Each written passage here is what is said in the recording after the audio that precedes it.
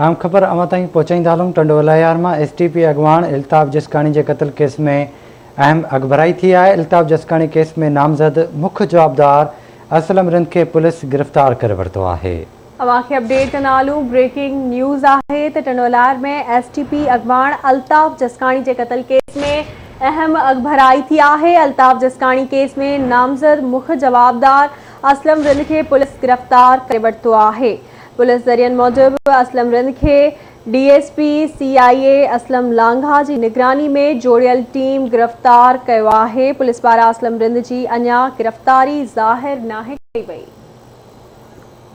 तफ़सील मालूम कंदासीं टंडोला यार मां गुलाम रसूल लोहड़ियो खां। जी गुलाम रसूल, अपडेट कजो, छा तफ़सील आहिनि?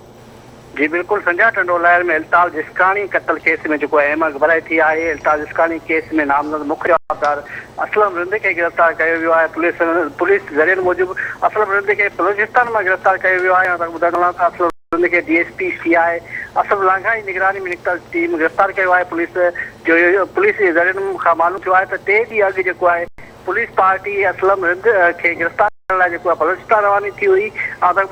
SSP रुखसार खावड़ STP सरबराह डॉक्टर कादर मंगसी मुख्य जवाबदार गिरफ्तार करण की यकीन दहानी कराई हुई।